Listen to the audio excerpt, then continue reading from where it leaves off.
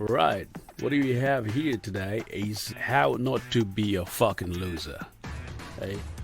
The concept of the loser itself is a very subjective term where it depends on how you want to define the term itself.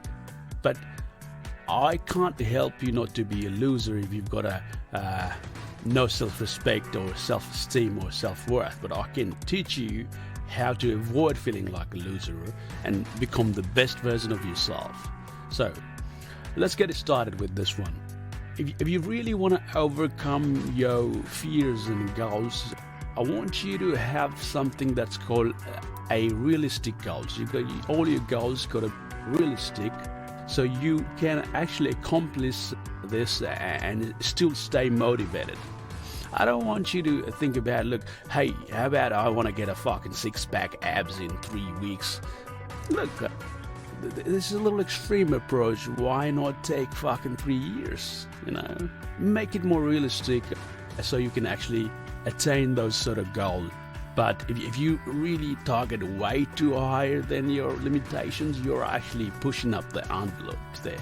So break them down into smaller steps and take one step at a time so you can actually manage your goals. What else you can do is you can actually take care of yourself. Look, most importantly, mental health is obviously very important to feel good about yourself, but nobody really talks in a modern day society about the fucking physical well-being and physical health. It's all about eating well and getting enough sleep and exercising regularly. The more stronger you feel, the more self-esteem you're gonna gain. It's not about getting ripped or getting buff or getting big or so. None of that. Look, going to the gym, working out, it's all about challenging yourself and knowing your limits and pushing through that fucking limit. It's gonna help you grow, not just physically, also mentally. It will make you a lot stronger. What else you can do is you can also help work out on self-improvement. You can probably try learning new skills or taking a new class or self-improvement lessons to make you more confident on day-to-day basis. Look, what I personally enjoy is I love to learn things, culture, people, geopolitics, or even new languages. So I constantly strive to learn these things on a day-to-day basis. So it makes me more confident knowing that I know certain languages or cultures better than I did 3 years ago. So self-improvement. Another thing is, look, you got to get rid of the fucked up people with negative mindset around you that's going to drain you down like fucking parasites. You got to surround yourself with people with fucking positive mindset, supportive people who is going to help you get where you're going and guide you through and give you honest, constructive feedbacks. Not those naysayers who's going to drain you down and make you feel bad about yourself. Cut them fucking loose right now. So another thing, what I can think of at the moment is you got to learn from your mistakes. Look, everyone fucking makes it. It happens. Life is fucking full of mistakes. You probably watching my video right now could be a mistake. You might be wasting your time, or maybe it's the best thing you're ever gonna do.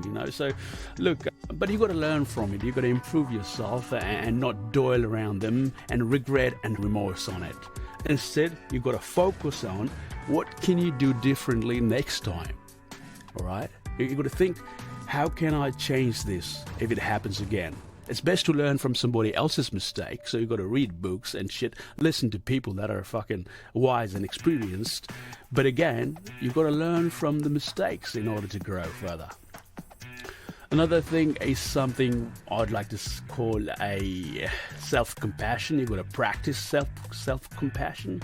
It's about understanding yourself, about not to criticize yourself at all time or let yourself down. If you're going to tell yourself you're fucking ugly, no one else is going to respect you, or your brain is going to tell your body to fucking slouch and feel shit about yourself, and you don't have that dopamine or endorphins going on. You need certain chemical balances going on, serotonin levels, a lot of hormones going on there. And if you're going to tell yourself, look, I'm fucking weak, I'm ugly, never gonna have that fucking strength to overcome any fears or any sort of loss of self-esteem. So you gotta really take it easy on yourself. So this is what I call practice self-compassion. Look after yourself. Try to be the best version of yourself as much as you can. Easiest way, really old school, traditional way, is to help others. What happens is if you make others feel good, it gives you a sense of purpose.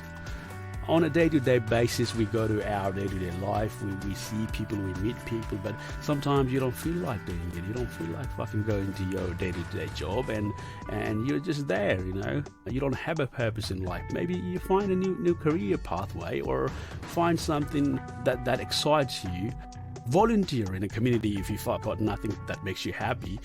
Go out there, help people, and it actually makes you feel better about yourself. It's a different feeling. It's really hard to explain right now, but yeah, helping others is a great way to actually feel better about yourself. And the last but not least, you've got to believe in yourself, believe on what you're capable of, that you can achieve certain goals, and you're worthy of happiness and success and everything that this fucking universe has to offer.